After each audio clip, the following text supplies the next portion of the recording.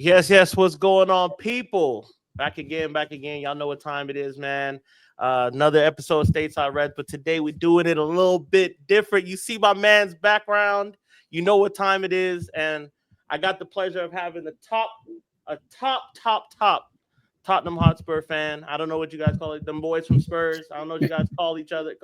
Do what y'all do down there in the South. Not interested. Y word.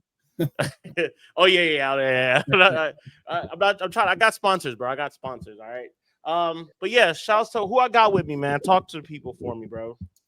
Hey guys, this is SAEED, massive Spurs fan. As you can see, I am here in beautiful Bilbao, Spain, soaking up some sunshine on the eve before this match.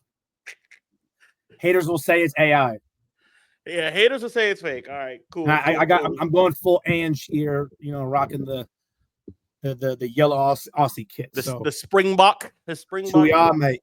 That's fire. That is actually a fire kit, bro. I gotta say, the guy has a lot of good taste when it comes to this football thing. So you're gonna see the thumbnail. You see the thumbnail. The purple coat hard. It's hard. I can't knock the guy's style. I'll give him that. So real quick, let me get my sponsor out the way. You know what I'm saying? Because we got to pay the bills. Shout out to Red Devil Threads. Type in reddevilthreads.com. Type in that Stateside Reds. You get 10% off your order. All anti-glazer wear, so you're not giving no money to those rat pricks. Buy that. Still look stylish. Still represent the club. And no money to those bastards out there in Florida. So type in Red Devil Threads. You can buy stuff, shirts, trinkets, socks, whatever you want. All of that's on there. And then they have a subscribe link. If you want to subscribe, you can just get a box to your house randomly every month. So I got my stuff. I got my last drop. Y'all saw it in a couple videos ago. I don't know what I'm getting next time, but it's definitely worth it. And you're supporting fellow Reds and not supporting the Glazers once again. Not like me, because I always buy stuff from Man United. I'm a sellout. I have a hilarious irony about the Glazers, though. I grew up in Tampa, actually, and my dad used to be a personal chef for a bunch of the Bucks players when I was growing up. So you were like funded by the Glazers. Low key. Yeah, they helped me go to school and paid for my bills to have a roof over my head. So tomorrow's win is gonna be triple sweet. Look, then you grow up and get out of Florida. So you're a big Florida State fan. Yeah. Shouts to Florida State too. It's a shame, but shouts to Florida State. Real quick, Belorian Manukian LLP, a law firm based out of Encino, California. All right, guys, personal injury. We're talking about slip and falls, wrongful death, all of that. Ike, Vahe, David, Ani, Ashat, all them man there get you straight 400,000, 300,000, 200,000. They beat the feds one time. 747-444-4444 Encino, California. That's where you find them. Hit them up. Our first sponsor, very grateful for Belorian Manukian and Shakidian LLP. They're Armenian and they're very particular about adding the Shakidian in. Respect to the Shakidian, respect to Belorian Manukian LLP. Thank you once again. All right, SAEED. Let's get to it, man. Let's get to it. Matter of fact, we're going to start off slow. We'll start off with some warm-up questions. And when I wrote this, I just reread it, and it sounded kind of disrespectful. So the initial question was, how are you a Spurs fan? And that doesn't sound good. So we'll start off with, what made you fall in love with Spurs? Second question was, why Spurs? the funny thing is, I feel like I probably had the kind of introduction to footy the way most Americans do. Most of them would be like, oh, yeah, I watched the U.S. national team, or I played some FIFA first. Yeah. But, I don't have the excuse of, it was a team that I inherited by my parents or anything like that. I didn't have a choice or anything. The worst part is that I did have a choice. And I was on the American football team in high school. I was probably 14, 15 at the time. And I had a broken collarbone after the summer workouts. And so here I am just out for the season, propped up on the couch one day. And I was watching a Family Guy marathon or something on TV. And, I lost the remote somewhere wedged in between the couch. And for me, I was too lazy and too much in pain to go look for it. So out of nowhere, the TV then just switches on to a Premier League game. I think this was Harry Redknapp days for us at the time. So it was Spurs versus Liverpool. Okay. And I remember it was a Benoit Asuakoto free kick or something like that. Actually, a good player. Good player. Oh, and you know, don't forget.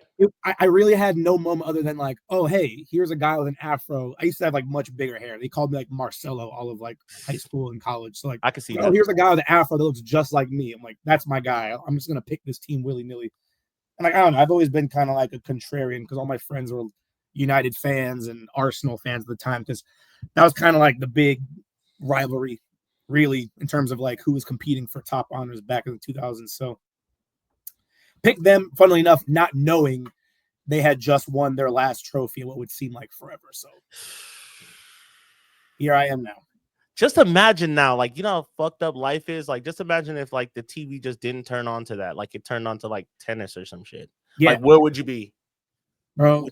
What would we having this conversation now? Okay, I'm getting too deep. Funny. What the last time Spurs won a trophy, Drake wasn't in a career rapping.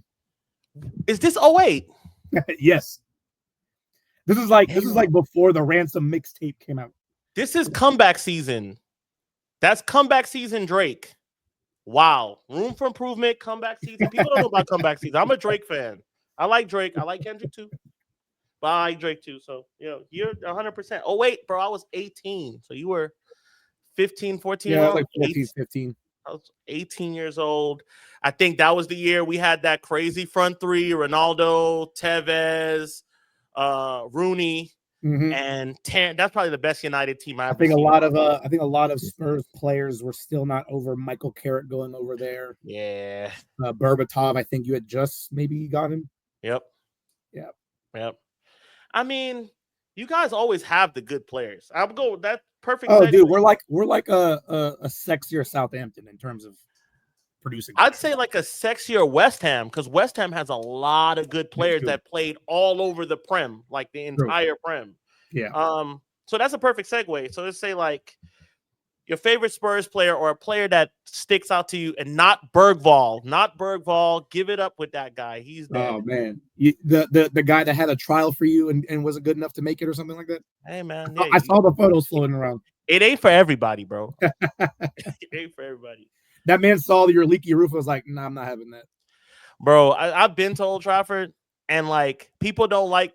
I might be what black people like to say, like we speaking out in mixed company, but it's not a good looking stadium. Like when you go there, the outside it is. On the outside it has the outside it's straight. So I stayed at Hotel Football. Hotel Football is literally like right outside the stadium, like right there. Like you could look out your window. Like my child was conceived in front of Old Trafford. You know what I'm saying? Like that's, and people think that's a joke. That's 100%. I came home and she was like, "I'm pregnant." I'm like, "Of course you are. We just left Manchester." But you could see it right there. Like it's right there. And like you could see rats running around, and it's right by the body of water. So they like falling into the water. You could see the rain like leaking down after like it's already rained. The stadium's like holding the rain and it's flying down. Some would say that's probably part of the charm, huh? I think it's a dirty old town. Manchester's a dirty old town. That's why I love it. I love the grunginess. That's why I love Brewhouse. Brewhouse is grungy to me. You know what I'm saying? That's why I like Brewhouse. So, but yeah, to answer your question, a favorite player. Yeah, you know, it never really kind of came down to one. I mean, Gareth Bale, I think, is probably the easiest one to go off of because, you know, I remember when I had started, he was still kind of like young. Harry Redknapp was making that transition for him from left back to left wing. So he didn't, I think he was injury ridden for a lot of his early career. And so, you know, the moments he did get on the pitch, it was kind of magic. But, you know, weirdly enough, this is probably gonna be like a hipster shout. I really had appreciation for the likes of Peter Crouch. Him, like I was like, for a guy that's like lanky and like doesn't look like he should be coordinated, that guy had some bangers in him. And actually, this is a hot take. I think when you kind of look at like the last maybe like decade of like what was like that big Spurs moment that kind of started like the little domino effect for where we are now. You know, everyone will be like, "Oh yeah, the night Gareth Bale announced himself to the world stage with that hat trick against Inter Milan in the Champions League. Let's take a step back further. It was actually, in my opinion, when Peter Crouch had the header, I think it was like towards the end of the season prior, against Man City to go 1-0 and put us in the Champions League in the first place. So if he didn't have that moment, Gareth Bale wouldn't have had that moment, is how I see it. So. That's tough. Yeah. That's Peter. I don't think Peter Crouch is like a hipster pick at all. He's just like a well-liked figure across the league. Yeah, I watched him. I think he was either on a podcast or he had a podcast and he was talking, or he was on with Ben Foster. He was on with Ben Foster a couple times. I like him. I know he played. Oh yeah, he's the classic guy who's like, if I was never a footballer, I'd be a virgin. So yeah, he's what is he, 6'6"? Yeah, something like that. Way too tall. He should be playing NBA, honestly. He should be in the Sticks. He should 100% be in the Sticks. So, yeah. Good player, good player. You know my favorite player, I always tell you all the time, Moussa Dembele. Actually was funny. Right before we did this, I was watching Iwobi, and he was talking about, like, they're asking him, like, yo, who's your toughest player to play against, like, in the Prem? And he's like, bro, y'all gonna think I'm tripping? But, like, Moussa Dembele was the best player. Bro, he is your favorite midfielder's favorite midfielder. He said, I played against Ronaldo and Messi, and he still picked. And that's why I be telling, man, I'm like, yo, that dude right there, press resistant, does everything you want. You can't tackle him in a telephone box, honestly. Outside of Kante, I would give him, like, for me, in the 30 years that the Prem's been around, I've been able to watch it, since roughly 02, right? I'd say he's the best CDM for me. Him, Yaya Toure, Kante. I gotta throw Roy Keane in there, but he's more of a Dembele. We got him from Fulham. Yeah. And I think when Fulham had him, they got him from this Belgian side German beer shot. And like initially he was a striker for them. And the irony was like could just like never find the back of the net for us. Maybe on like one or two occasions, but like that was definitely not his game. So didn't need to. He did everything else. Yeah. Did everything else. Yeah. You know, Gerard Piqué was a striker at one point in time. So there you have it. There you have it. So he wanted to play striker at Man United for whatever reason. Yep. Not happening. He with Shakira. So right. Fool. All right. So you named a game earlier with where you were watching with that was on as Liverpool and Spurs. What's your favorite game that you've seen from Spurs? Like your favorite all-time game that had you on the edge of your seat? For me, against you, I forgot what it was. You guys were in the Champions League. I was in France. And you guys were in the Champions League, and a goal got called back. Was that against City to go to the final? Yeah, because I think it might have been that second game where it was like 2-2 in the first 10 minutes. Yeah. Or something like that. Yeah, that game was nuts. That's my favorite game to see, like, as far as all I've watched with Spurs. I can't say I watch Spurs every week in and week out, but that game right there was, and then what's his name? No, that's not the same game. Actually, the game that I'm actually thinking about is when you guys went out. That's when I was in France. So I guess the City game when they called that goal back, that was my favorite game because I felt like you guys had it all then. So what would you say is your favorite game that you ever watched for Spurs? God, so many come to mind. I mean, obviously, anytime we beat Arsenal, I can wax lyrical about that. But I'll tell you one that was kind of like a personal like exercise, like demon for me was when we beat you guys that 15-16 year when Leicester won it. And I remember we scored like 3 goals in 6 minutes. So we had Alderweireld, Lamella. I mean, I could do like the whole commentators like we get beat like that so often. No. But prior to that game though, like we had like an atrocious record against you guys, like especially at Old Trafford. I think like the last time we had won there was like once in maybe like 30 years, and it was Clint Dempsey, like the 1 year we had him. That it happened. But you know, I'll tell you this though. I kind of like take my Spurs matches in like moments. And I remember probably the best goal I ever saw was Dele Alli against Crystal Palace.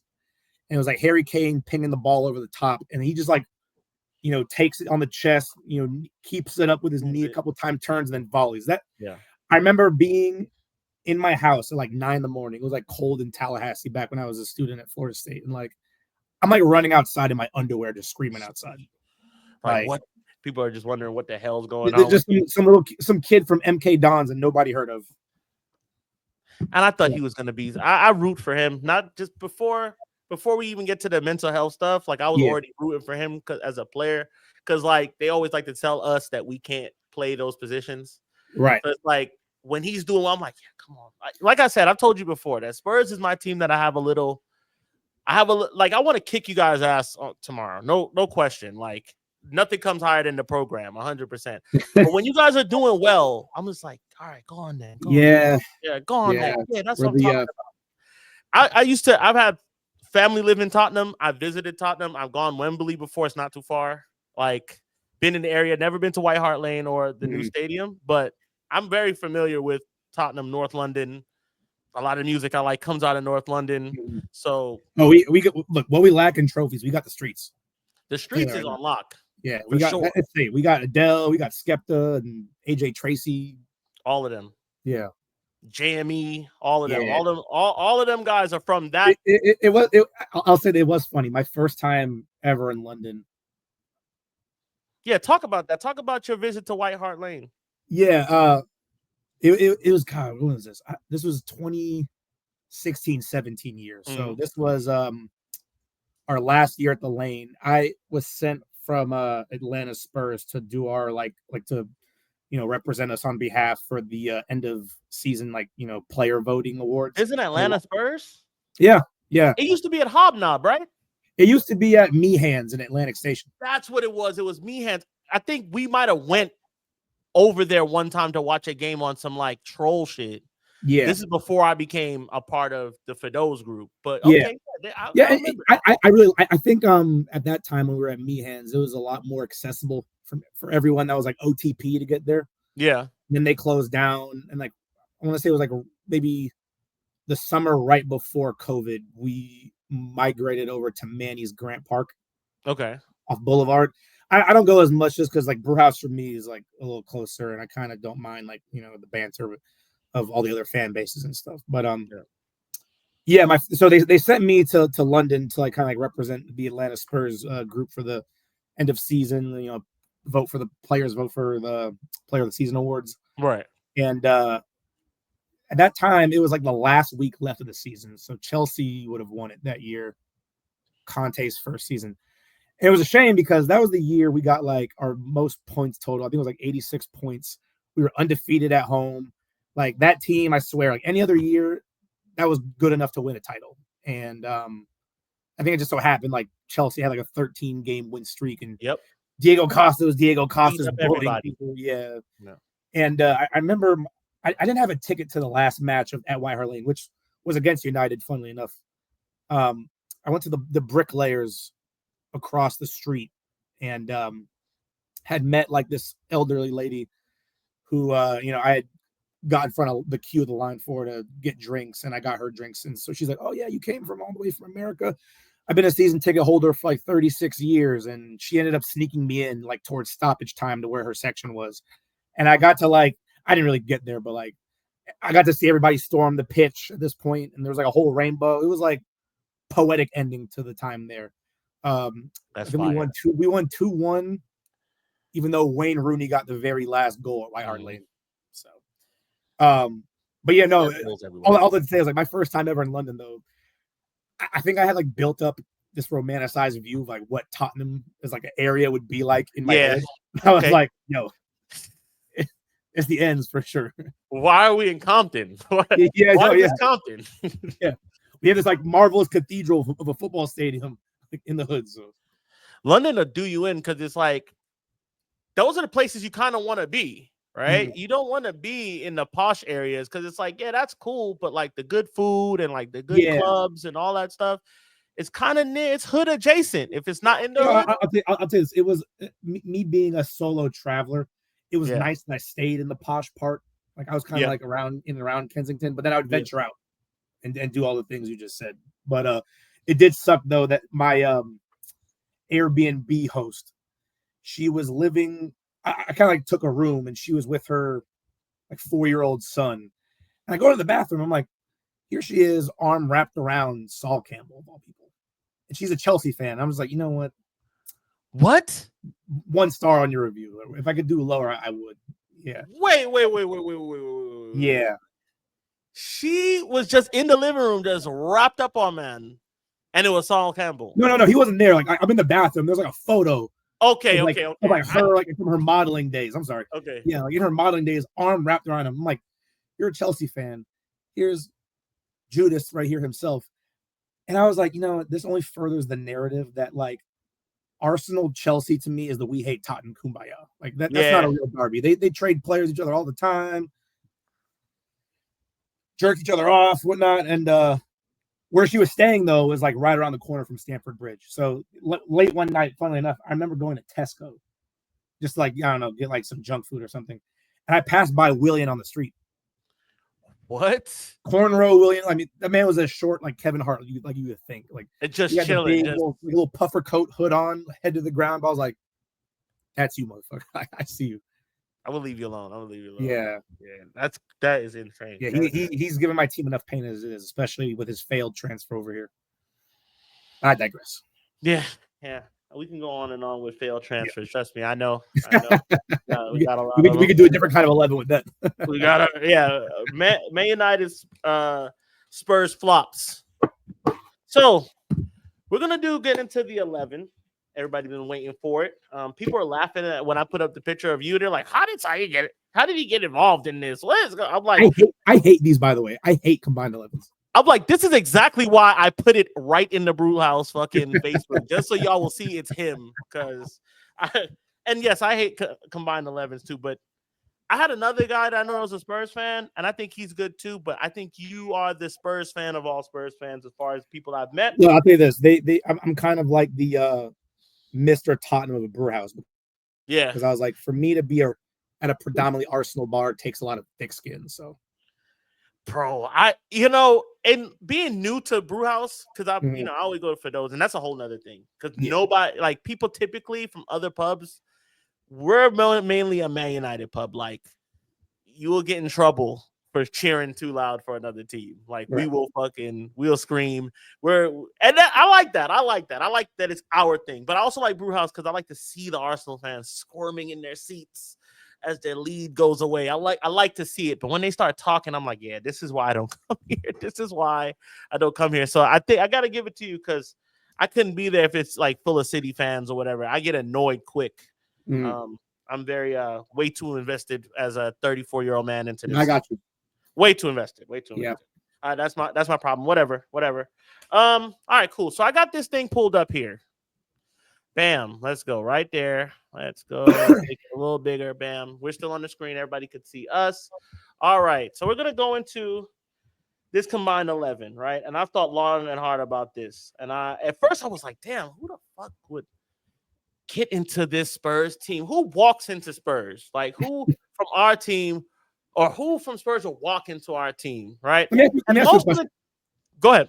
ask a question real quick. Are we doing this based off of like who they're speculating to be fit going into this final, or just like? All right, good question. Oh, I'm jumping ahead. I'm sorry. No, you're good. Perfect.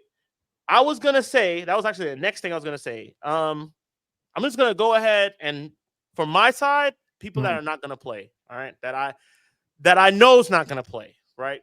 I saw you guys got some people back today. We got them back, but they're not like match fit. Delo's not going to play. Like they'll probably they won't start. They might get minutes, maybe. You think? Delo's not playing. He's out. Okay. I know he's not playing, but like I could be wrong. But I have a feeling like we haven't talked about Dallo until today. It's okay. He wouldn't get in anyways. Yeah, no, he's not getting in.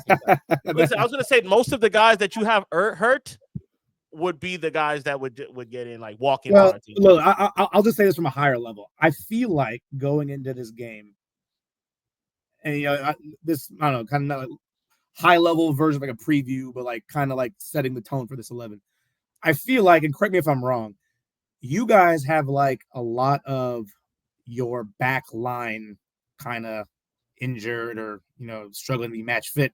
For us, I think it's like all of our first choice creative midfielders. Yep. So what they call this El Clasico, it's a stoppable force versus a movable object. I mean, I had a conversation last week, bro, that like I feel like we're really doing Europa a disservice.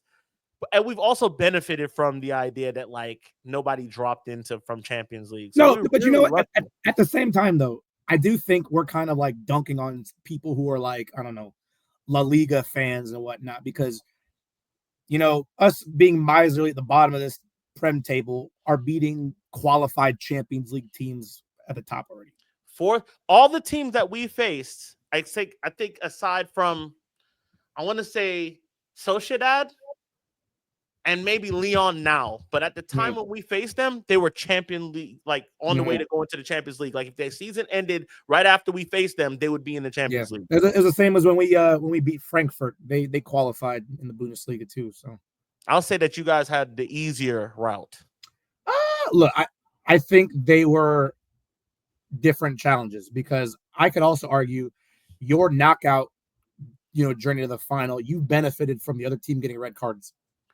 But we can't control that. You can't.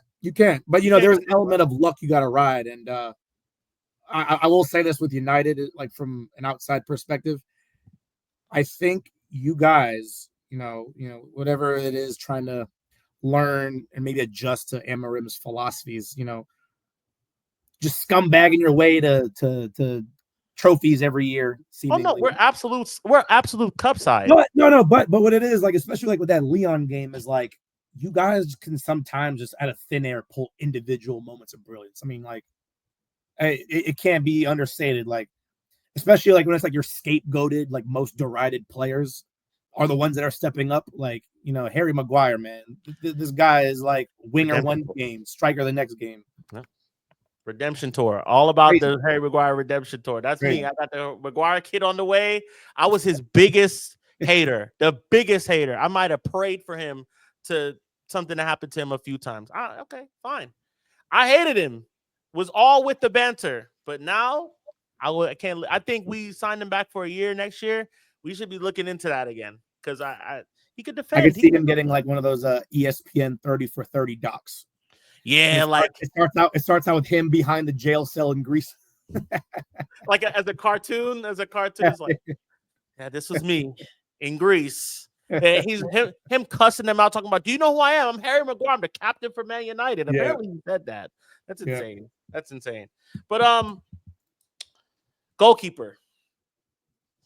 I think it has to be Vicario here.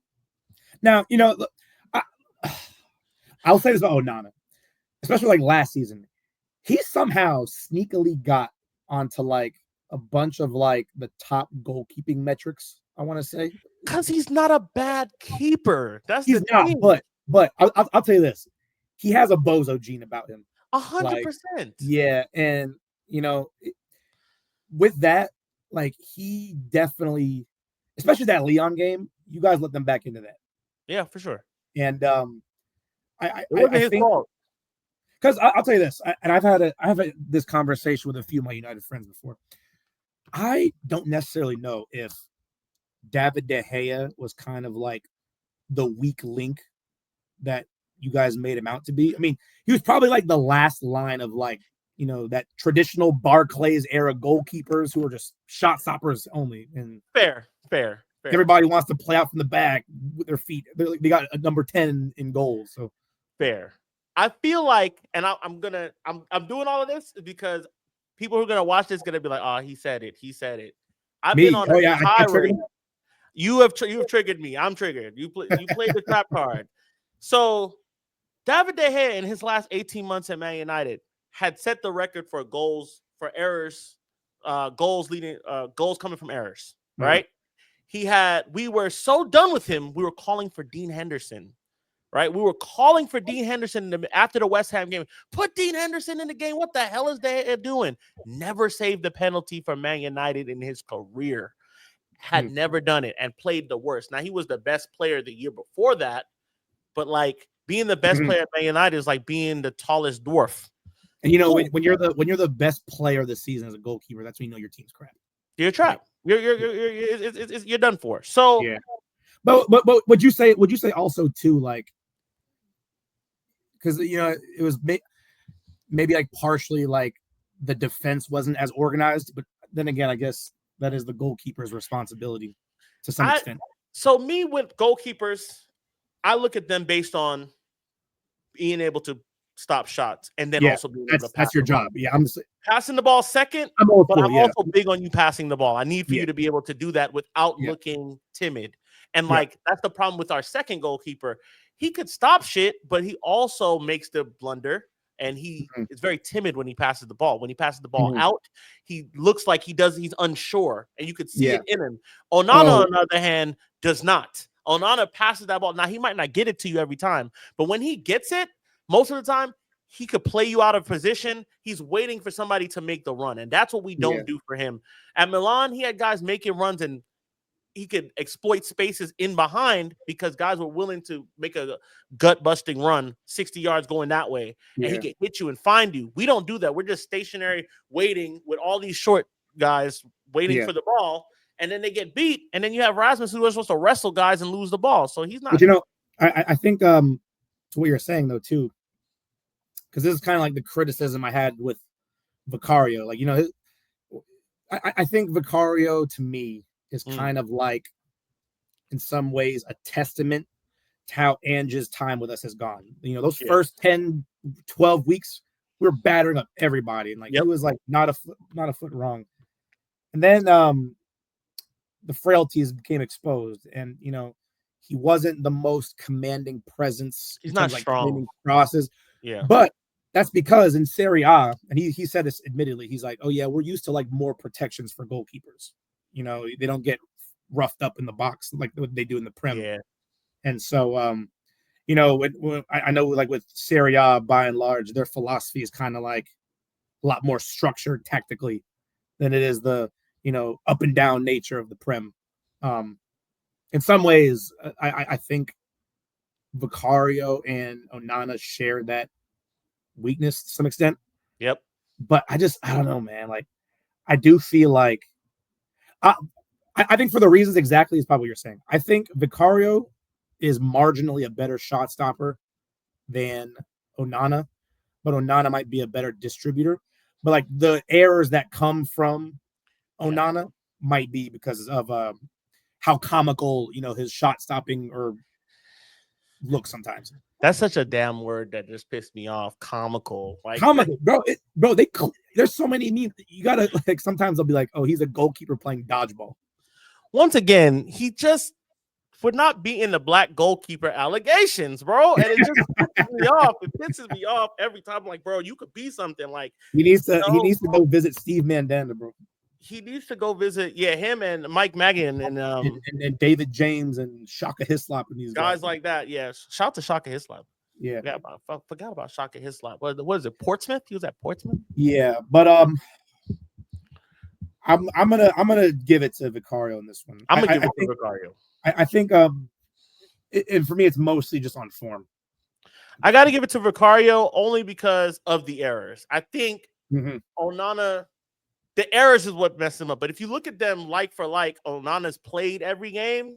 And he has the numbers that he has is indicative of every game he's been able to play in, right? Onana right now has been sneakily doing his job. And that's the thing with Onana. Yeah, that's what I'm saying. He'll give you 10 games where it's quiet, nothing too bad. And then actually in the last game, he parried the ball out. And that's his problem is with his parrying. He's not strong in the parry.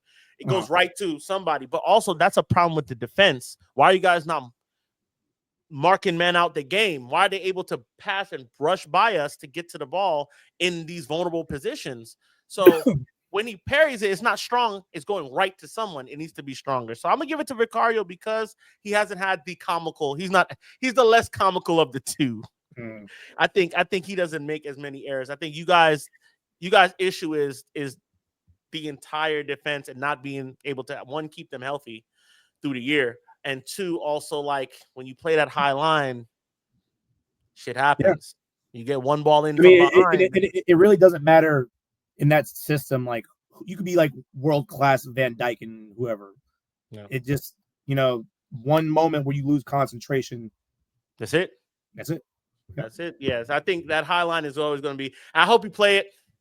I hope you play it against us. We like for you guys to have the ball, and so we could just counter and You say I'm that. mad over the top. We beat you 3 times this year. You say that. That's fine. One of them was with Ten Hag. I think 2 of them was with Ten Hag. And the last one was with Fraser Forster in goal and Archie Gray at center back for us. Brother, we had Eriksson and like 2 kids playing. Like Ericsson's on half a heart. Yeah. Come on. And new manager. That was one of my favorite players. I don't even. I like the fact that you beat us 1-0 in the last game. The last game was 1-0. Yeah. So yeah, that was like I think that one was a much more pragmatic approach for us. Yeah. I mean, we both lost over 15 times. So, you know, it's just everybody's done the double over us. We've had 6 doubles done on us. Mm-hmm. So, you know, get in line, we lose every week. All right. Right back. So it'd be like right wing back for us. Right back. Mm-hmm. I'm gonna go ahead and concede that to you. Yeah. Porro? And actually, I think Pedro Porro for me, on current form has probably been our most impactful player so far. He has like 15 assists. Well, and you know, his first season, you know, he was kind of, you know, criticized about his lack of defending, and I think under Ange, funnily enough, it's improved. Still not like, you know, top echelons of like defenders, but like what he provides on the ball, and like I think he's such a vital cog to our, you know, setup in that he really thrives in this inverted role. And you know, funnily enough, there was a time where I was kind of nervous that you guys might try to get him, because like that was like one of the first names on Amorim's team sheet, somebody back when he was at Sporting, and I remember playing against them in the Champions League. But yeah, he's been phenomenal. I mean, like his qualities on the ball. We always, there's kind of like this thing in the Spurs fandom where it's like every goal he scores is a banger, his entire like goal catalog. But like just the way he like whips and crosses. I will say, like, he is prone to like the occasional, like, you know, getting caught out of position, but again, you're in that high line. Yep. Everybody gets caught out. If you make him one ball. Yeah. All it takes is one, especially when he's the attacking guy, right? He's the attacking force on that team that's going forward. Right. All it takes is for him to lose the ball. And then you guys play so far apart sometimes that it's like the passing is a little bit more difficult. That's what I've noticed with you guys. I actually watched a little bit of tactical analysis just to sharpen up. And I'm like, what's the issue? But it's like, you guys just play too far apart sometimes to make dynamic passes happen. And then you're not healthy now. So like, losing Madison is just that's insane. Everyone's like doing these like, oh yeah, how are Spurs gonna set up tomorrow? And they're just like, oh, what if we played Porro in the 10? I'm like, no. I'm not entertaining that thought. And then play who? Udogie? Udogie would be right back? Probably Jed Spence. But I like Jed Spence. Yeah, he's okay. He's young though. He's how old? He's young, yeah. 22. He can't be no more than 22. Yeah. He's young. I'll give you Pedro Porro only because we're shit on the right-hand side, and Mazzarri has been playing everywhere. He's more of a center back, so that's what I would go into. Center back, like in a back three, like right-sided center back. Yeah, he's more of the. He's been playing more of that. I would have never thought that would have been his role. I mean, bro, he can do it all. We played him in the 10-1 season. One game, and he wasn't bad. He's done it all. The guy's very usable. So, you know, he's before De Ligt and who we were like all saying Mazzarri was our best signing. Like we're like, he's the best. But like De Ligt started picking up, and then Euro started picking up. So that's actually a perfect segue for this center back role here. I'm gonna be real with you. We got 4 people that can be in there because I know Van der Ven's got to be in there, right? He's got to be in there. Mickey's got to be in there, but you pick the second one. It's either De Ligt, McGuire, Euro, or Mazzarri. I'll be real with you. I think overall, when fit and everything, like Romero is the best of the bunch. However, the best of the bunch for both of our teams. Yeah, like just like overall center backs, like his qualities in terms of especially like ball playing center back. You know what's funny? I think his whole, you know, aggressive nature, and everyone thinks he's so red card prone, is such a lazy take for me sometimes. Because funnily enough, that's Martinez for us. Funnily enough, Mikel Arteta has more red cards as a manager than Romero as a player for us. That's My fair. problem though, and I'm not going to put Romero in this one, if I'm going to be honest, is because, funnily enough, his like last game or two in the Prem for us was like his 100th Premier League appearance. He's been here since 2022, so I think his availability for us this year, it kind of sways my opinion. But I honestly, if you're going to ask me, I think I'd give it to Lenny Yoro. If I'm being honest here. I think Euro on his face is a better defender than Romero, but better ball carrier late, especially look, late. I think I'll say this about Euro. I think I've seen enough, like especially and like his improvement this year. So I saw some stats, something about like he's been dribbled past like less than Van Dijk. I think even this year went 16 games straight without being dribbled past. Right at 19 years old. Right. Now, yeah, he's got a high ceiling for sure. I mean, there's a reason, like Madrid tried to tap him up and everything. I got to give it to Euro for that reason, but I also will look at De Ligt as well, because when we have De Ligt in the team, we're a little bit more formidable defensively. Now, that's not saying much, being that we're 15th, 16th, and 17th, whatever the fuck at the moment. But when I look at both players, I think De Ligt for me, out of your two that you have, De Ligt or Euro for me makes it in. I will give Van der Ven he gets the other one, like speed, strength. What I will say about Van der Ven though, funnily enough, this guy is like 6'4", and he's like a cheat code in terms of the game. He like dribbled through your whole team and got that assist, but like he's not great in the air, surprisingly. Got to give up something, bro. You got to have something. You put all stats in that, but because Euro is my shot for the other one, but I was thinking Maguire initially, but I had four people, bro. I had Mazraoui too, but Mazraoui, he's the last person. He's the last person only because it's in a 3. Yeah, no, honestly, for me, that right side center back was between Euro and Romero, and like maybe Maguire for me. What I think with Maguire though is like, if this was like a back 3 setup, I think that's a system Maguire thrives in more. Yeah, because when you try to have the back 4 with him, that's kind of like I think where a lot of the frustrations from United fans came. Where like that he needs like have like a, because he usually plays like the middle of that back 3, and he can just like sit there and like spray passes. He's in the center of it when De Ligt's not there. And the thing is with him, when it's a 4, he likes to come up. His biggest thing is he likes to come off of that line. Yeah. And try to defend early and put out fires early. And it's like, that's cool when it works. Yeah. When it doesn't work, now there's space in behind, and now you're asking your partner to move over to make more space. So when you're beat and you're not the quickest to get back into your shape. So like when he does that against the better team, we get avoided. I think it's been like an indictment of your back line though, is like when Euro's not in the side, I'd say the kind of majority of your center back options are pretty slow collectively. Terrible. No, very slow, very slow. We got Lindelof for sure. You try to get Shaw in there, I think, sometimes, right? Luke Shaw, but I gotta give Luke Shaw a little bit of grace because he's coming off of injury, but also like I'm over the Luke Shaw thing. Like Luke Shaw is not making nothing on anybody that's watching. You were hoping for Luke Shaw to. Anyone that's watching and you were hoping for Luke Shaw to be on this, he's not on it. So this is your time to go watch another video or whatever the hell. Luke Shaw's not going to be on here. I got to give it. I'm going to give it to Euro only because I think in the last 2-3 months he's been. Yeah. I think all season he's been pretty good, and he's been able to come back and play for us consistently. And I think he's going to play on. He's been training with the team. I think he just gets above Romero for me. I think it's a little bit more than just. I think Romero does have a little bit of bonehead in him too, where he could do some things. Well, you know what? You're right, because like there was a month. It was actually, I think, like the month he came back from injury.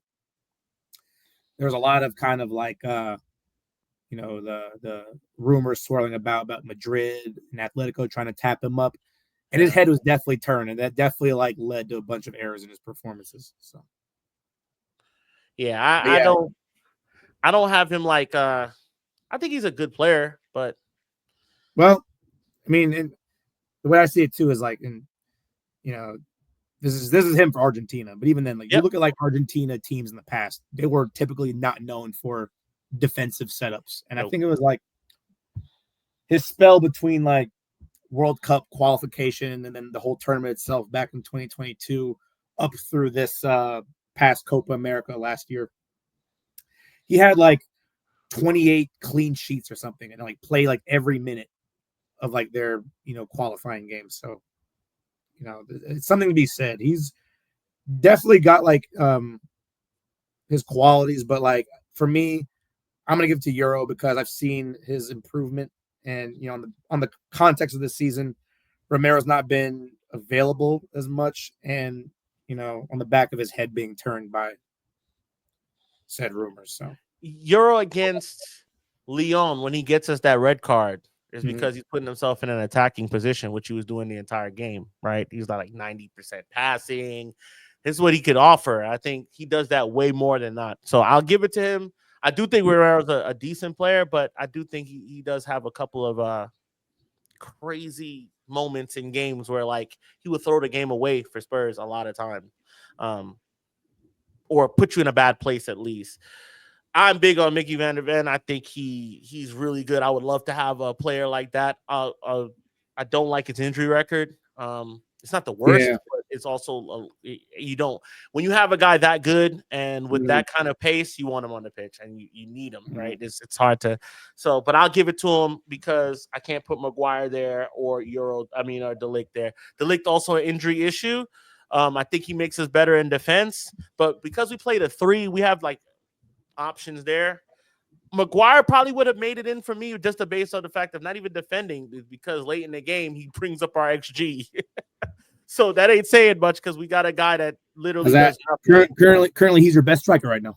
You know what I'm saying? So we got a guy we're paying 70 or so odd million and he can't do anything. He's a bum. Left back. So that's the easy one for me. It's got to be Udogie. I give it to Udogie there. I gotta say this was the problem I had. I'll tell you what it is too.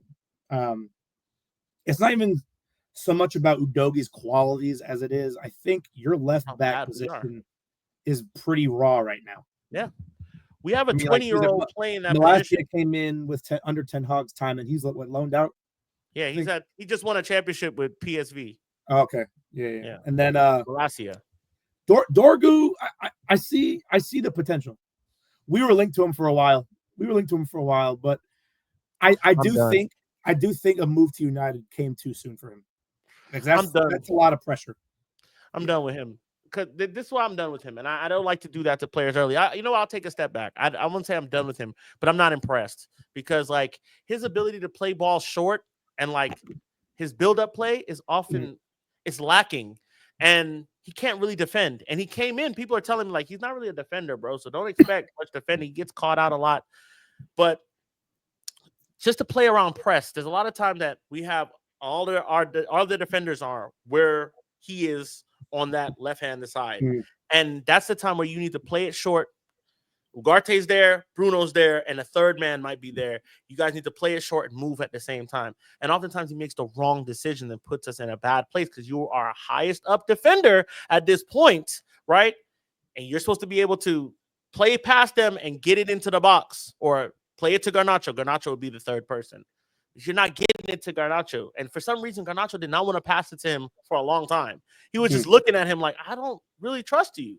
And people are getting on to Garnacho about that. And I'm like, these guys practice every day, bro. It's probably something in his game that he doesn't. Now, he's starting to do it now, but now we're seeing that he can't cross.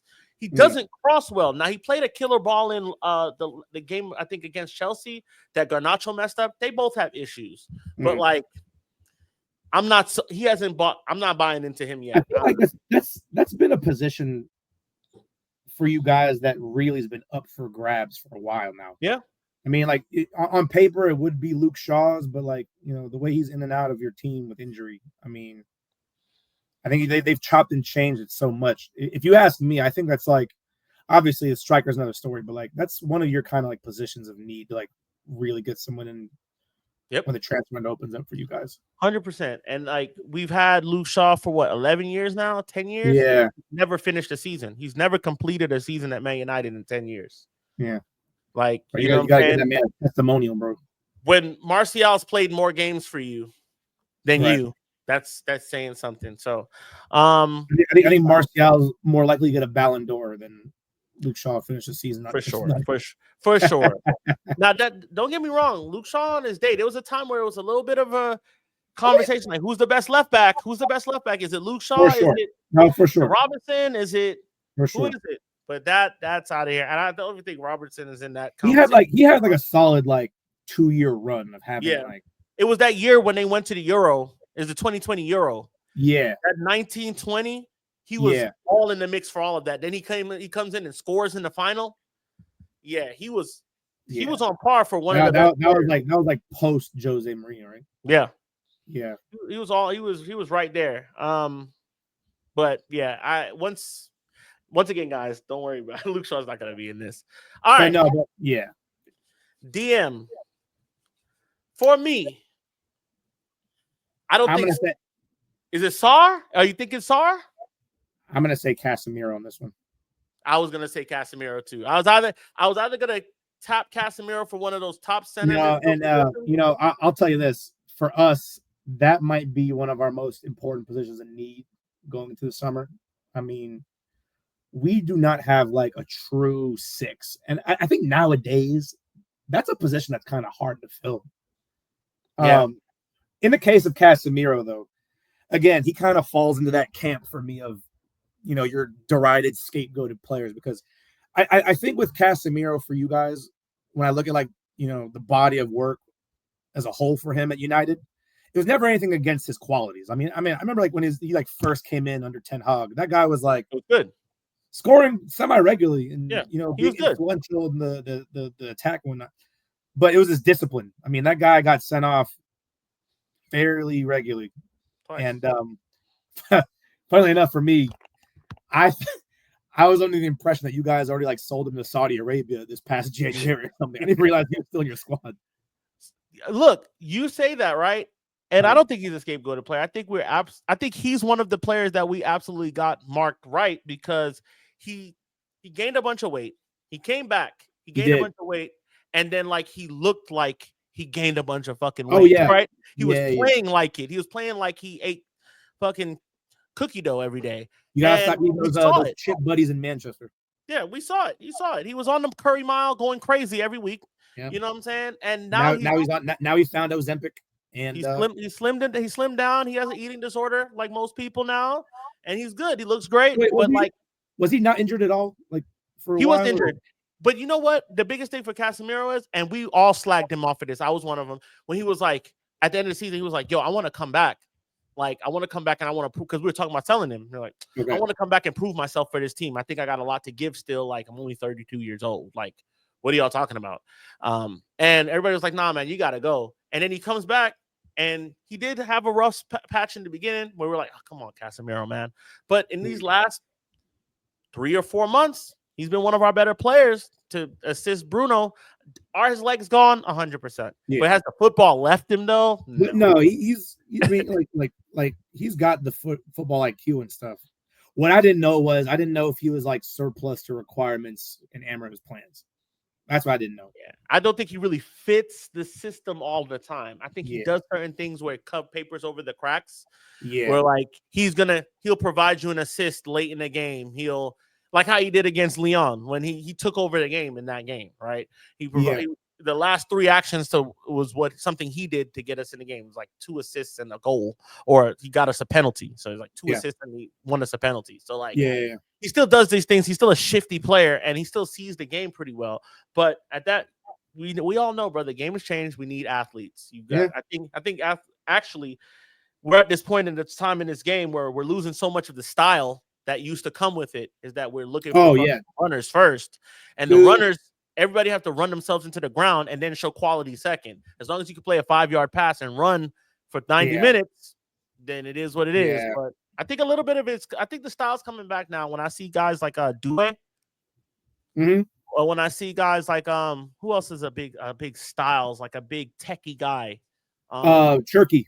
Cherky's another one. Dude. No, Fofana for Lyon. That guy came on and broke us up. That game was done off after he came in. He gave them all the spark, and he was a big get it around you, play it dummy, go fast. You know what I'm saying? Like, that's kind of like my criticism of like the whole like ever since Pep Guardiola came into the league, man. Like everyone's trying to emulate this cog in a machine, be somewhere, and you know, this is why like for me, Grealish was like the perfect example of like someone that was like the maverick player. Everything flowed through him when he was at Villa, and then goes to City.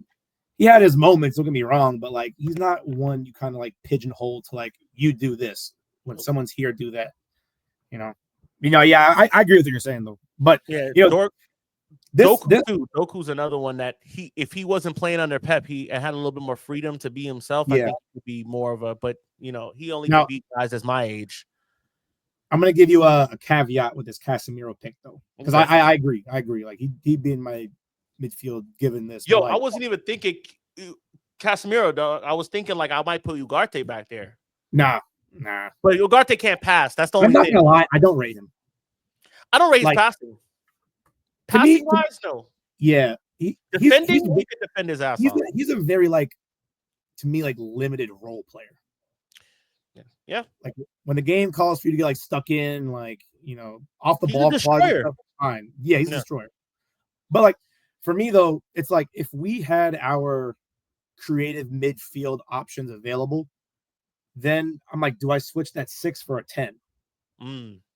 But in this context, like Casemiro's been I'd say on really good form lately, so I can't really argue with that one. Yeah, over like I think it goes to say with the next one, Bruno Fernandes. Yeah. I was just about to say that Bruno. I'll tell you right now, I used to be one of his biggest haters.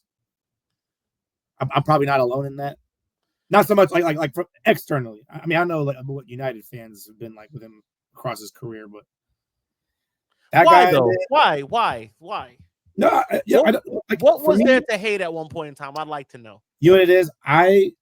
Just long story short, felt like because what it is, I think people talk about when you're looking the volume of chances he creates, that aren't necessarily converted due to the lack of quality options you have up front, maybe. Fair enough. But I also did think, I'm like, man, he's just like a stat pattern. This guy was flat track bully on the lesser teams, and when the big game came around, invisible more often than not. Yeah. But I do think he's grown in terms of his leadership and stuff. Because I think it was you guys really trying to find out who your captain was at some point. For me, I think it was always Bruno, only because Bruno shows fight late in game. I'm not a big personality merchant, right? When people start talking about personalities in football, that often doesn't tend to favor us. And you know what I mean by us? So I try to stay away from the personality thing. So when people are like, he's flailing his arms, he did it, I'm like, that's how he plays. He's a PE coach on the field. That's how he plays. Not everybody's this stoic fucking hard man, the quiet, silent types like Sopranos and shit. Not everybody's like that, okay? Some people, they bitch and they moan. If you played football at any capacity, I used to play football in high school. That's the last time I was playing football at any. I do jiu-jitsu and wrestle now, but playing football at all, I was a big complaining, moaning, bitching motherfucker that was fouling people and hurting people. That's part of the game, is being a little nasty and a little ratty. Everyone would say, what was it? The stat was Bruno Fernandes has the most kilometers covered on average in the Premier League season, and they're 99% of the time it's him chasing the ref. Yeah, that is funny. But no, he's. I think he's a volume guy, right? Yeah, he has to have the ball a lot and lose it a lot. It just has to happen. He has to lose it a lot, but he also has to continue to get it. You can't not look him off now because he misplaced a pass. That's what he does. He's gonna get it, but the thing is, he's gonna hustle to try to get it back. He's going to do the right thing. But for me, it's where I held my hands up in the air. I'm like, man, some of the quality of the chances he creates, man. Well, that's like little flick ons and stuff, bro. He does it when you need it. Yeah. When you need it. Honestly, I really feel the key to us winning this game tomorrow is to frustrate him like we did in that 3-0 where he got sent off, but you guys got that appealed, I think, right after. Yep. But we were just in his face, and when you cut off that supply, I think that's it. Yeah, but that's it. His football IQ is unreal. I'll say this: if Bruno Fernandes tore his ACL or did something to his hamstring or whatever the hell, we would be a relegation side. He's been a durable player. He's missed by and large. He's missed, what is it? I think he's missed 15. Well, what is it? 15 games in his Man United career. Yeah, I don't recall him being injured a whole lot. That was kind of like that was kind of like when we had Eriksen for 7 years. I don't recall him ever being injured. Nope. And then leaves Spurs and gets a heart attack. Yeah. Now this last midfield spot. I'm gonna say Bentancur here. Yeah. And I don't say that with like the most confidence because Bentancur is kind of a frustrating player to me. Like on his day, he could be the best midfielder of these three, but he's not been the most fortunate with the injury record. Like, he's had some real kind of just like freak stuff happen to him, but at the same time, like off the ball, sometimes he can like become like a passenger if he doesn't have a reliable midfield partner. And like kind of like what my hesitation was with like us getting to the final in the first place was like, him and Basuma, for what like technique and quality they have on the ball, sometimes like their decision making would let them down. And I didn't think they could ever like really play together. But like I love Basuma. Bentancur is like an engine for us, like on his day, man. Yeah, he's someone that I think too is like probably our best like set piece presence in terms of like heading the ball. Funnily enough, I'm just gonna go ahead and just put Solanke in here. Yeah, and just go ahead and swear that up. I'm not even gonna play games. That guy loves a United goal, and you know what? Solanke, he's gonna give us fits tomorrow. Yeah, and you know what? I think with Solanke, that could be the worry. Like having Solanke available and on the form he is now takes less worry off of me about Maguire doing what Maguire's been doing. Because I think your guys as a team's biggest problem is dealing with physicality. And when you have a player like Solanke, who enjoys pressing, he's like one of the best pressing strikers in the Prem. Have him pinned up against Maguire, I think, could kind of nullify some of that threat. And he's kind of been this like Harry Kane light for us in terms of being like this 10 false 9 that drops back. A lot of our criticism with Solanke is like, when you got these other players moving forward, he's never in the fucking box. Nope. Half the time. But he's a clever all around player, I'd say. Instrumental to our build up. And when you're comparing him to the likes of like Rasmus Højlund and we don't even have a second striker to look at, so I'm not even gonna entertain that. What do you like? But what do you think about Xerxes though, just as a player? I think there's a player there. He's one that splits opinion. I think there's a player there in Xerxes that he kind of like does the Solanke thing where he drops deep. He's not a striker, but he's not quite a 10.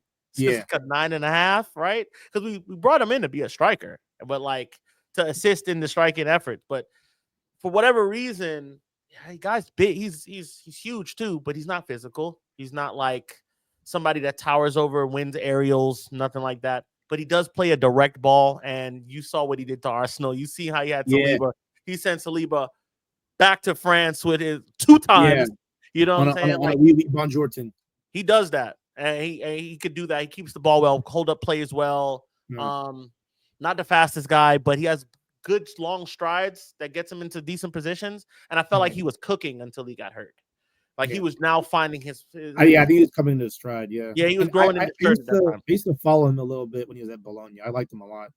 But, I think I didn't really hear about him until we were about to. Then everybody's a damn tactical, and they're looking. Oh, look at his highlights, man. He's gonna be great for Man United. And I'm like, we're just once again the same thing we did with Rasmus Højlund. We're bringing on another young kid that has done nothing in another league that we consider.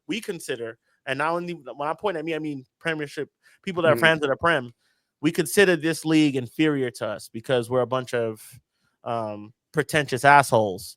But we get a guy like this, and he's only scored 8 goals or 13 goals in a season, and then we bring him on, he doesn't have that many goals. We're like, well, he couldn't do it in Serie A. What made you think he could do it here? And I was like, okay, that's you got a bit of. Are you talking about Hoyland in this? Hoyland and Xerxes. Xerxes wasn't like a prolific goal scorer there. No, but yeah, and he hasn't scored goals for us either. But like his role isn't to score goals, is to facilitate the rock. But right? I think when you look at what like the amount you brought him in for compared to what you brought Hoyland for, yes, kind of like highlights United's problem for me is like you guys just have a penchant for overspending on unproven players. I mean, like Hoyland had like 9 goals in like 36 games or something like that when you bought him for however much you did. And look, he came in and did 18 goals for us his first season, and that was okay. Yeah, it was okay. Couldn't replicate it. I honestly think you guys get rid of him, it'll be like some kind of Anthony Renaissance where he'll ball out in like a lesser league, where not even a lesser league, maybe just like another team that does not have like the heaviness of a shirt that a United player would have. You know? And that's what it is too, bro. And again, to me, the way kind of like you were talking about with football, it being this like robotic thing now, and players aren't expressing themselves. I think like there's this trend where like it's like an arms race every year to like see like who can get younger. We're gonna get that wonder kid. We're gonna get this wonder kid, and they're not ready.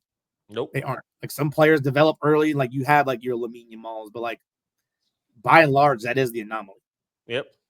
You know, certain players like I'll say like a Ollie Watkins, for example, late 20s. This guy is like in the peak of his game, and here he is. He was at Brentford for a while, and you know, Villa kind of like a team that's on the periphery of being like in like that top 6 category perennial every year again. You know, like it's not the same pressure as you're 18 years old. You barely know how to handle your day to day. Your mom probably washes your laundry. Here you go to United. So I digress. Yeah. There's a kid, I forget his name, man. I think he's at he kind of looks like Marcus Rashford a little bit. He's at Sheffield United. He's a young guy. Ryan something. Brewster. Brewster. Yeah. That guy was touted to he's Liverpool. He's a Liverpool guy. He was a Liverpool guy that he went to, I think he went to the Blades. Yeah. Academy player, I think, for Liverpool. And he was tapped to be like, and I was just like looking at him like he's too young, bro. Like he's gonna need time. He's gonna need time. And we do that. We do that to guys. Like we're doing it to Garnacho now. Like Garnacho, for me, I'm not giving up on Garnacho because I still think there's a player there. He's just immature as hell. All right. And he's a TikTok footballer. Like, yeah, I think he just lacks that little bit of mental edge that's like will make him do the actual right thing on the pitch. I think he's too busy with, you know, getting the result instead of like, yo, you could do this 20 times, bro. It's okay. It's okay if you have to do this 20 times, as long as we get a result out of it. But you want it now, and it's not always gonna come now, bro. It's not always gonna come now. What I will say about him, like he is a very direct player. He's always thinking about getting forward, but to your end, he's always thinking about like the result rather than like how could I minimize my risk. You know? How can I just lay it off to my man here and get in a better position to where if it comes to me, I can then have the shot that I'm desiring the first time. You know what I'm saying? Or like, I don't need to think shot first. He's very shot first, and it's worked for him for a lot of his career. That's how he got the Viva Garnacho, like it's worked for him, and he's gained status off of it. But it's like, how long can we do this? And because to me, I used to always say he was the kind of player who would be like he thrives in kind of like garbage time moments. Yeah. Where like you'll be like up 2-0 or something, and like he'll come on and then score some goal where, you know, tired legs on the opposition, and that's the thing with him. He has this like kind of he's not fast. I'm not gonna say like he's just like quick. If I had to give him like a FIFA speed, it'd be like 87. Right? He's that guy you could use him, right? Like he's one of those cards you're like, all right, he ain't fast, but he could beat a lot of guys. So like he definitely is like built for a counter-attacking team. Yeah, if you give him a run at somebody that's been playing for 78 minutes, he's gonna abuse them. You're gonna have to end up getting that person off the pitch. But then he goes up against a guy like a Livramento. You know what I'm saying? Or like I'd say even like an Andy Robinson or somebody that can match your speed or faster than you. Yeah. You know, it's a problem now. Now he's getting figured out or whatever, but still very young, still whatever. This right wing. So this is a point of contention for me. Kulusevski's not playing, bro. Yeah. I got to give it to Ahmad. Yeah. I got to give it to Ahmad. I mean, and even if Kulusevski was playing, it'd be a little bit of a shout for Ahmad still. Well, I'll say this. I don't disagree because Kulusevski this year for us has actually kind of like drifted into more of like a midfield role. Brennan Johnson, funnily enough, is like our top scorer this season. And he has 17 goals in all comps, bruh. But here's the thing. Like, I as an overall footballer think Ahmad has better qualities. That's why I give it to him now. I would only say like Brennan Johnson is more clinical in front of goal. Maybe only just like not like by a large margin. My frustration with Brennan Johnson is like he's not a winger and he's not a striker. Kind of like Rashford. He's like a wide forward, but like Brennan Johnson cannot take a man on and dribble. And like that's what I want out of my wingers. Like his best attributes, if I'm being honest, are like his clever runs in and around the box. And he can like, we call him back post Brennan. People will say, oh, here's a tap and merch. And I'm like, but that's an art. Like there's a reason why it happens so regularly, Yep. And by and large, it's like if he doesn't have games where he doesn't score, even though he's like, I'd say he's actually a very underrated defensive winger, but like he's invisible for much of like the build. That's what I was gonna say. Yeah, I'll throw my hands up and say that. I was gonna. That's exactly what I was gonna lead with. Is that like there's times where I don't even know that he's playing unless he scored. Yeah. There's like he's very ineffective in bringing anything to the game late. Yeah. Like it's kind of like how Rashford was at one point, where it was like if he's not busting a gut down that side and like making things happen, you kind of even know it down. I remember I was at what was it? I was at Brewhouse one day, and I was like, "Yo, this game is crying out for Garnacho." And they're like, "What are you talking about? He's in the game." And I was like, "Oh, really, really?" And then I saw him run across the pitch. I'm like, "Yo, he hasn't gotten the ball this entire time." And it's like, yeah, there's games like that, but I feel like Brennan Johnson does that so often. But then he'll give you a goal. He'll be like, "Yo, this guy was in the fucking game. Yeah, what the hell?" Yeah. And then he'll give you two real quick, and you'll be like, "Bro, where the hell did he come from? Like, did he just sub on?" Yeah, that's my biggest complaint with him. But a lot of my thing with Brennan's like he's really only as effective as the service that's given him. But true, Amad Diallo, there's a player. Changes games. Yeah, there's a player there. I've only ever seen him locked up. He might even be my favorite player on your team. Oh, who would be my favorite Spurs? I think it would be Van de Ven. I love a defender with pace. I am a slut for a defender with pace because a lot of them don't have it. They just don't have it, or that guy is probably the fastest guy I've seen in the last 6 years. Like he's the fastest player in the Prem right now. Yeah, I think he's but I think you could put him up. You could put that guy every year against the fastest player beforehand. I think he's faster than them. Like you have winger speed at that position is needed, and the crazy thing is when we got him, I think we scouted him off the body of work of just one season he had at Wolfsburg. It was like one game where like he just sprints the length of the pitch at like some guy like a clear breakaway and just like slide tackles him. And it reminded me of like when we had Ledley King. Like Ledley King has like bad knees. Yeah. Like he would never train, but like show up on a match day. And I swear, like he had that one length of the pitch run where he slid tackled Arjen Robben at Chelsea. And it was like shades of that, I swear. You know what? I got to take it back. He is one of my favorite players, but of course, Heung-min Son is one of my favorite players. Dude. Of course. I don't know how you can't like that dude. Yeah. How can you not like him? Like when I heard he punched up, what's his name? At PSG, he punched up the other Korean guy. I was like, oh yeah, you did something. You did something to him because that is not Son. No, he's not like that. Like I met him in Minneapolis. Wow. Preseason 2018.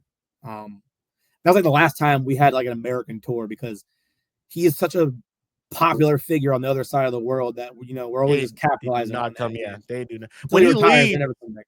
When he leaves, you're gonna have to go get another Korean. Oh yeah, we got one already. Who? We got Yang Min Hyuk, who's like the next. We got him while we were playing the Korean All-Stars in the preseason last summer. Does he play? 18-year-old kid. He came in the January window because he wanted to finish out the K-League season. 18 years old, and we loaned him out immediately to QPR. So we're trying to get him used to life in London. He's been like an effective player off the bench for them. I'm excited for his development. I just don't want to rush him in too soon. I'm trying to remember the guy that he punched. Lee Kang-in Lee, yeah. He was at Valencia before his PSG move. Like this was like a whole beef they had on the Korean national team.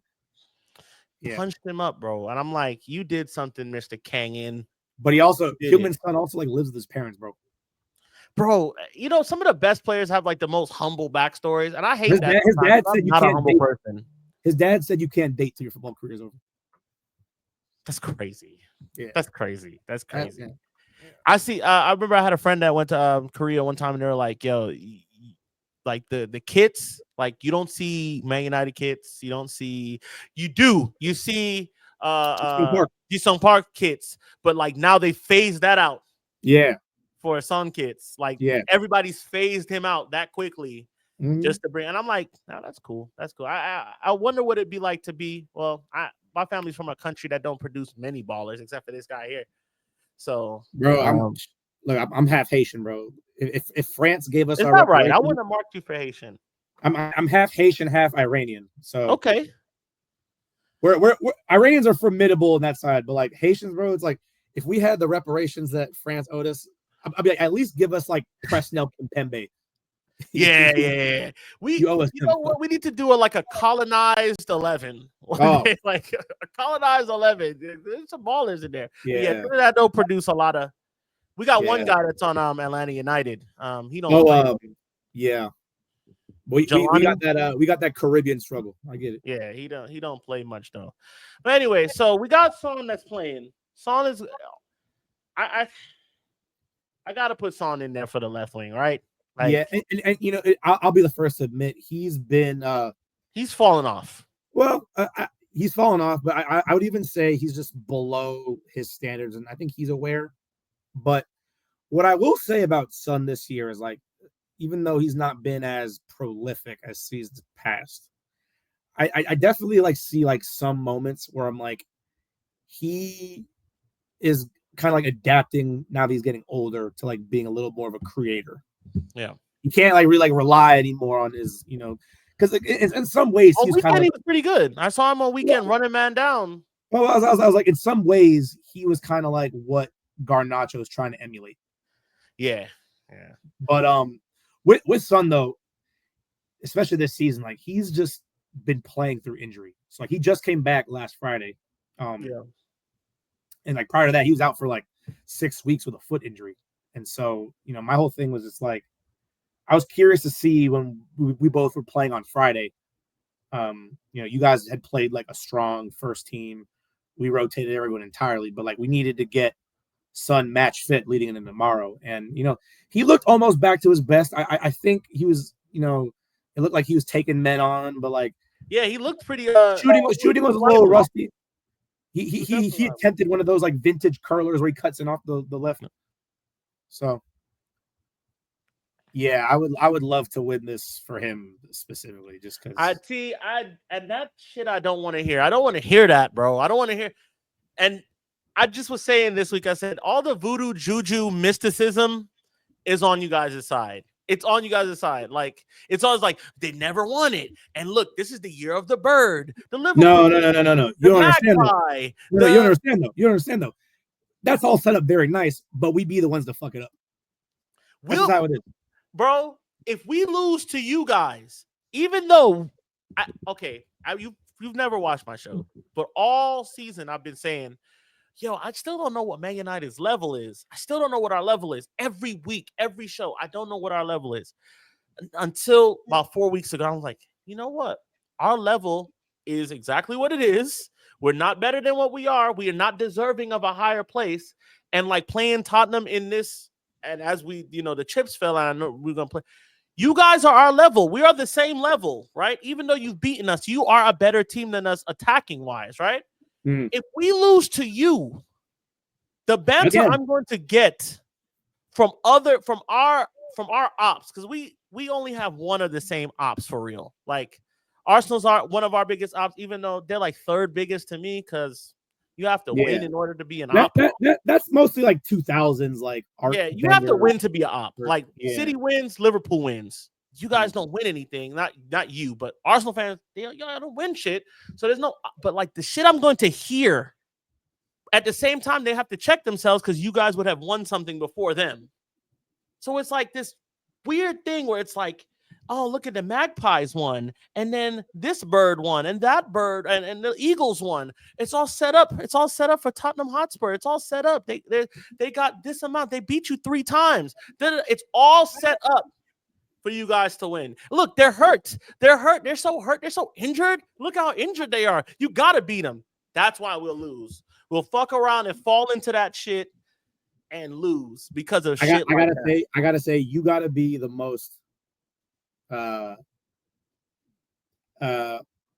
guess, apprehensive United fan I've come across, because everyone else I've met is like so smug and certain that you're gonna get it done tomorrow. And like, have they earned this smugness? They have not earned it. Well, no, in fairness, you have. I mean, like, bro, you guys have like scumbagged your way to trophies in your worst years these last few seasons. You gotta know that. You gotta and my head tells me like, okay, we've done the job against you guys. Like, you guys that actually have not beaten us since 2022. So like, but my thing though is like, when it matters for something and like it's on the line, we just never capitalize. It's always like Dr. Tottenham will see you now. United heritage prevails. But not hearing it. I do think very worried. I do think this season, as shit as it's been, like, is a bit of an anomaly for us, because like we're in 17th, only a point behind you guys. But I've not seen historically a lot of teams where we're at still have a positive goal difference in the table. We're the only one. Look at it right now. I think we're like plus 2 or 3. You guys are the best goal scoring of the worst teams for sure. But no, like the caveat though is like, give up a lot. Every game we've lost. No, so we've lost 21 games now. I think like a good 15 or 16 of those games we've lost have been by a 1-goal margin from like a winning position. Yeah. So like for me, it's just like we've not been able to put it all together as a whole 90-minute package. I call us like Tottenham half spur half the time. But Ange out? Is it Ange out? Even if you win, is it Ange out? It's a tricky one. I'm personally not an Ange out guy, but I can understand the frustrations of people that are. Because, I think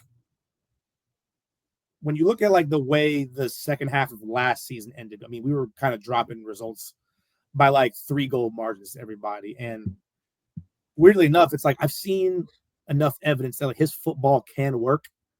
It's just when you're at a club like Spurs where the purse strings are tight, historically managers don't get back.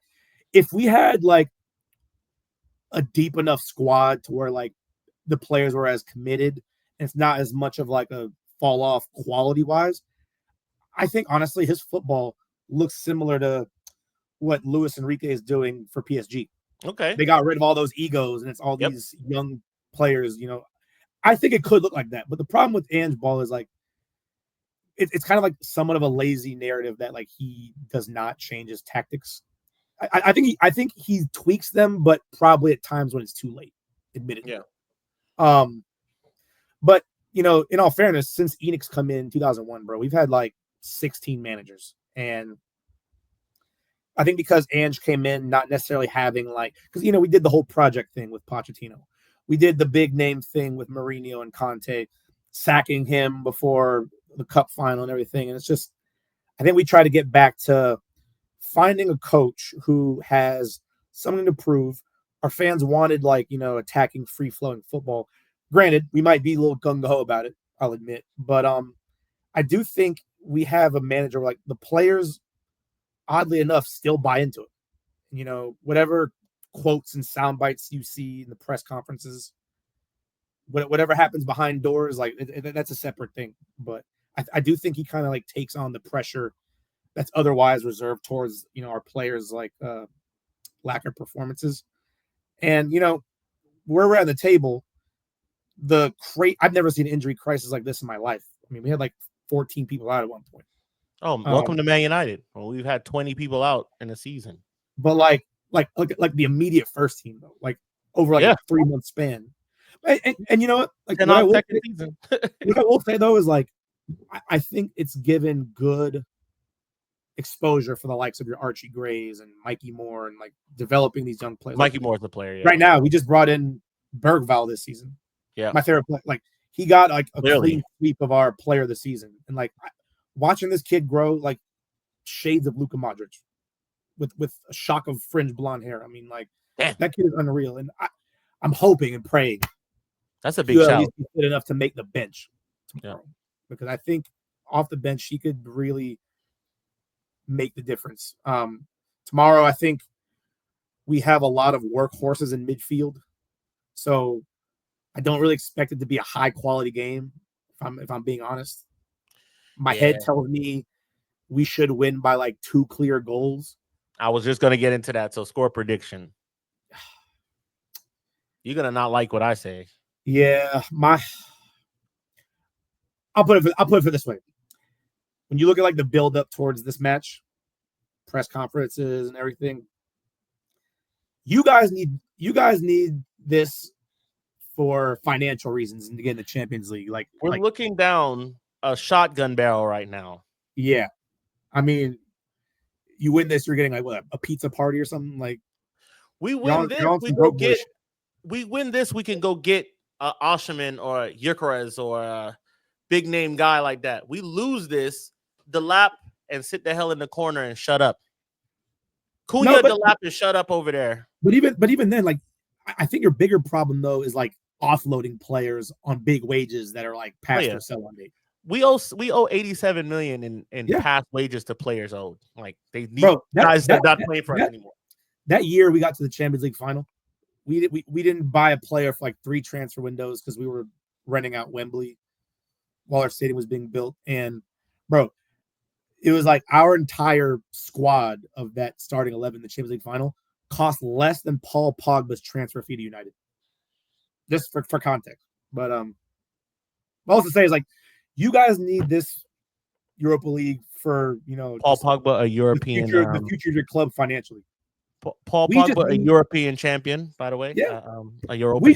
We need this trophy, bro. Like just for like the pride of like getting that monkey off our backs. And I think our players understand that. But it's like I'm hoping that alone, power of friendship, will be more up for it tomorrow. My head tells me, you know, they'll have looked at, okay, we know how to beat United. We just have to kind of play the game, not the occasion. Yeah. I'd say we win. My head's telling me 3-1. Fucking hell. But my heart's telling me 2-1. It won't. There will be goals in this game. 2-1 Spurs. I can't afford this to go to penalties. That's where I'm at. Penalties, 4-5. Onana saves one. Onana saves one against whoever, and we win. We win on penalties. The way we've been winning, the way we've been getting to where we've been getting to is you're not going to score because we're going to be good enough defensively to stop you.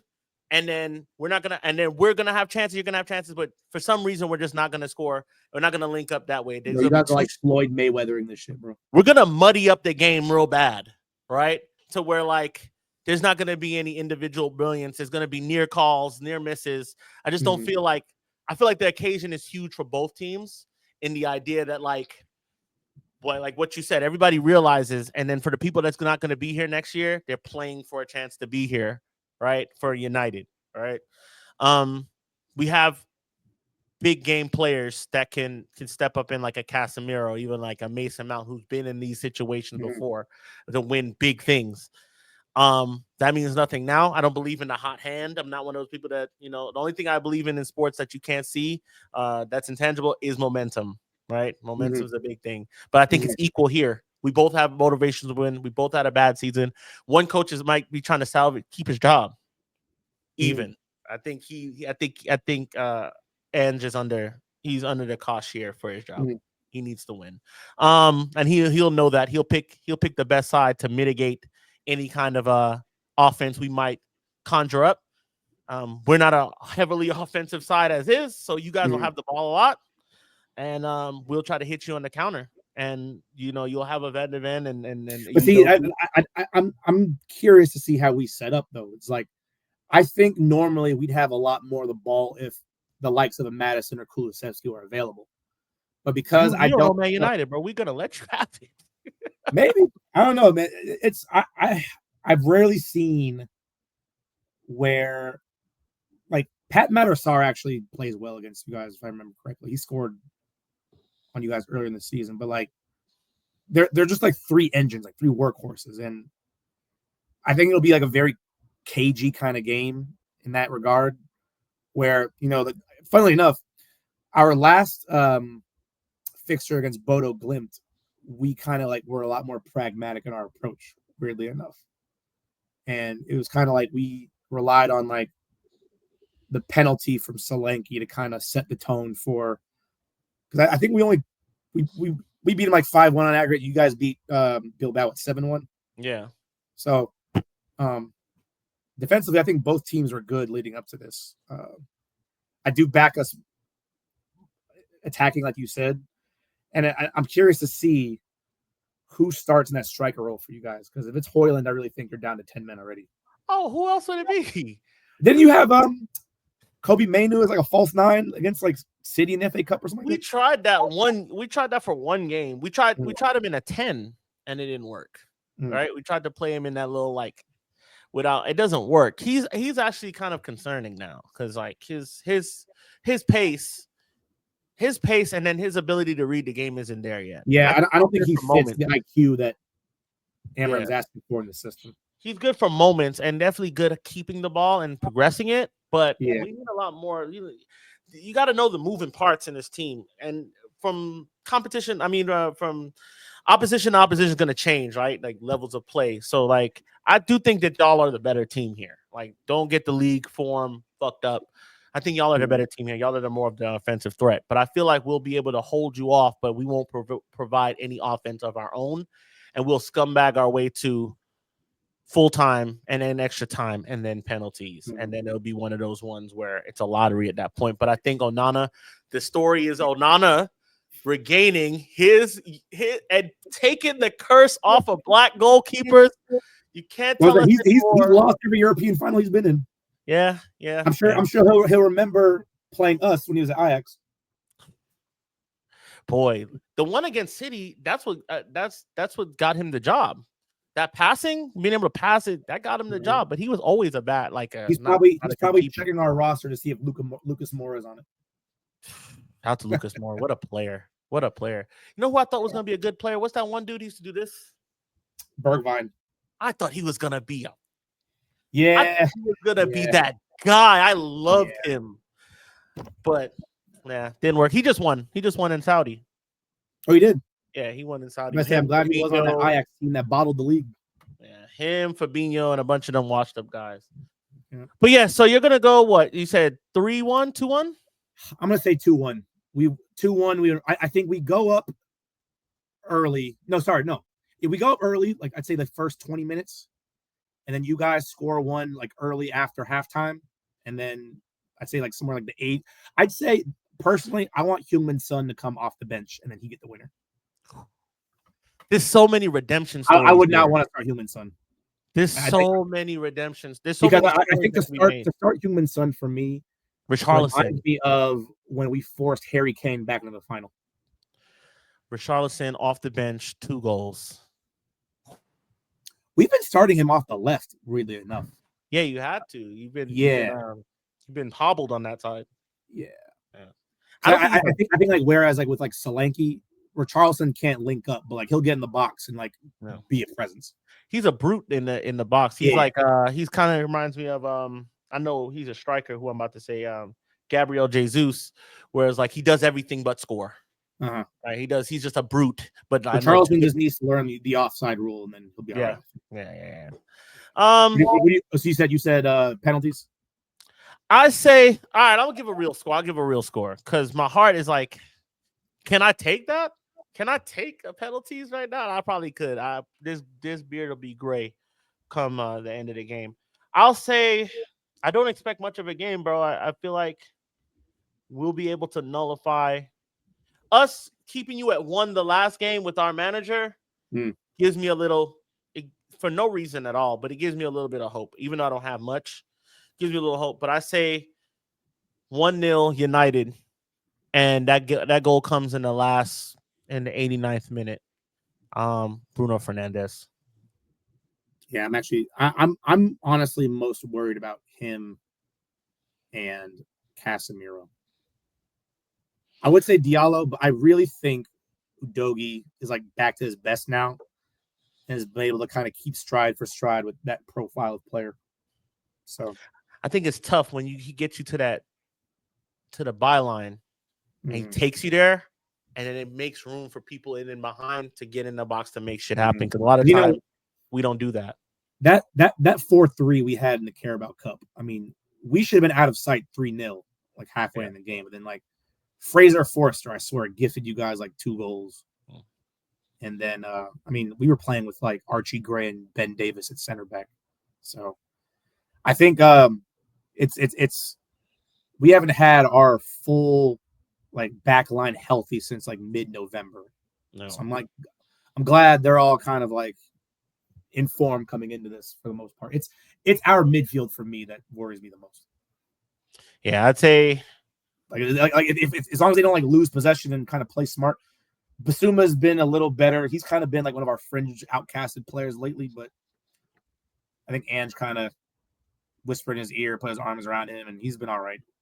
One thing I want to see from us is just shots outside the box. Take a chance. Take a chance. Like, this is the game to do it. You find that you have it, shoot. Like, don't be afraid to, because we're not going to get – anytime you have opportunity, get it there. If you could play it, short and get combined to get the ball close to the box, fine. But I want Bruno shooting from outside the box. I want Garnacho. I want those shots, because we can't end the game on some one shot on target type shit. Yeah. That's not going to run. But yeah. So where are you watching the game from? I think I gotta go to those, man. I got to. We're having an event, and but you know what I'll do a lot of times is I'll go to Fido's and then I'll drive over to Brew House, watch the rest of the game. It's like 9 minutes apart, so I can guarantee you it will be majority United at Brew House. I only ever see you as far as Spurs. Yeah, I'm like one of 2 Spurs regulars at Brew House.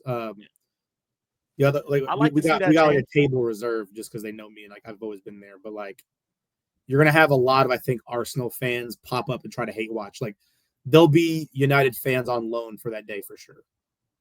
I was gonna ask you that next in this last couple minutes. I was gonna say, you think that because they hate us just as much? I feel like nope. I feel like they hate you a lot. They have to hate us. They hate us.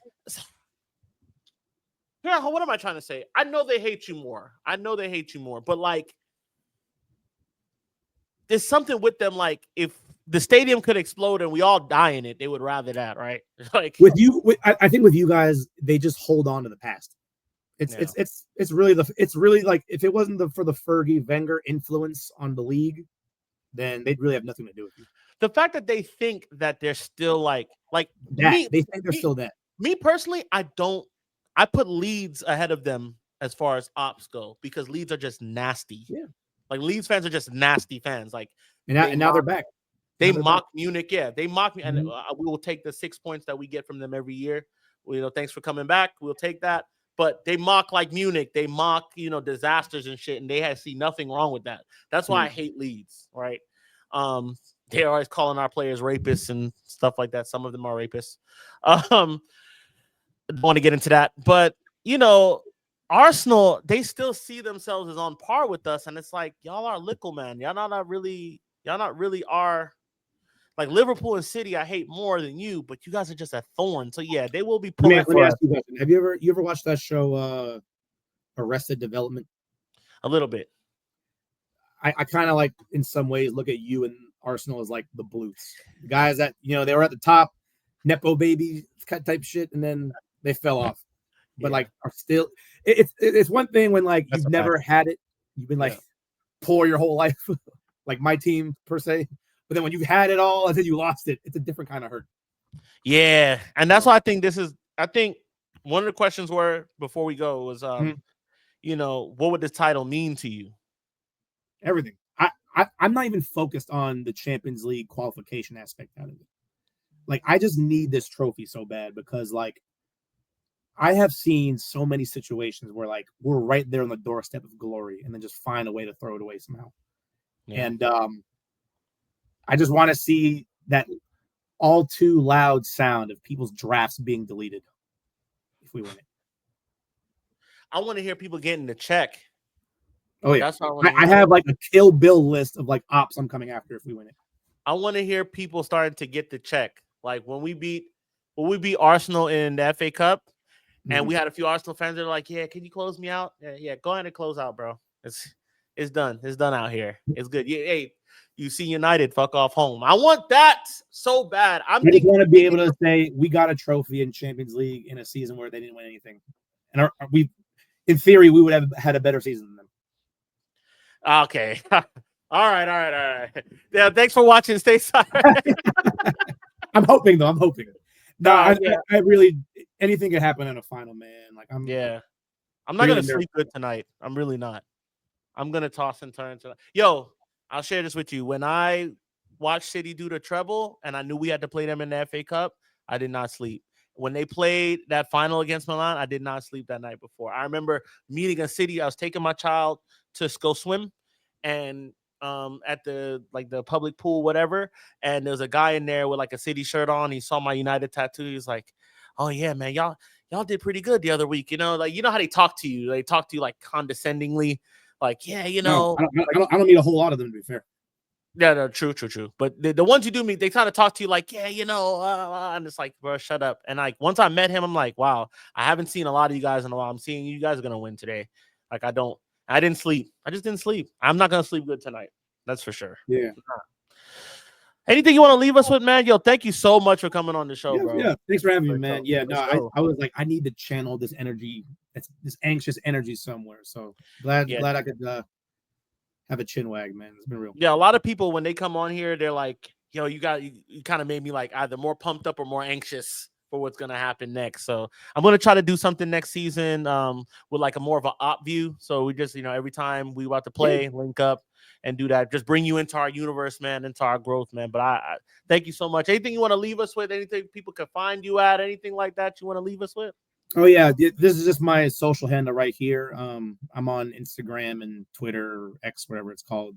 So if you want to see just me shit posting, random, mostly it's just me being sad boy with Spurs results, but I have other football takes too. So for sure, man. And that's been another episode of Stateside Reds. Real quick. Yeah. How many games does this 11 win in the Premier League? Oh, who's the manager? Damn. I mean, I guess it'd have to be Ange because Ange managed the whole season. This to me is a solid 8th place team. Yeah, I think so. I think we get Conference League with this team. Yeah. So when is that Conference League game? Friday? Next Thursday. Oh, shit. I don't know how that one's not the first one on the sheet. How is that? At least after tomorrow, we'll know where we stand going into Championship Sunday. That's gonna one of us are gonna be if very certain bad. events go the way I think they're gonna go. I have a replica of the Europa League trophy in my Amazon shopping cart. Hey, bro, I will cry in the bathroom privately for like 10 minutes and then just go bar hopping around Little Five. Bro, I was just looking up the replica because I was gonna bring it to next Sunday afterwards. Yeah. Like I was looking. Yo, that's why I brought you on, bro. Great minds. Same minds. But yo, thanks again, man. This is another episode. Stateside Reds. Hope to have Saeed on more. And thank you for everybody who's gonna watch. Make sure to like, comment, subscribe, and get your 11 in. Get your score predictions in, and good luck. Hopefully, we beat the fuck out of these guys. You know what I'm saying? And that's what it is. Yo, thanks again, man.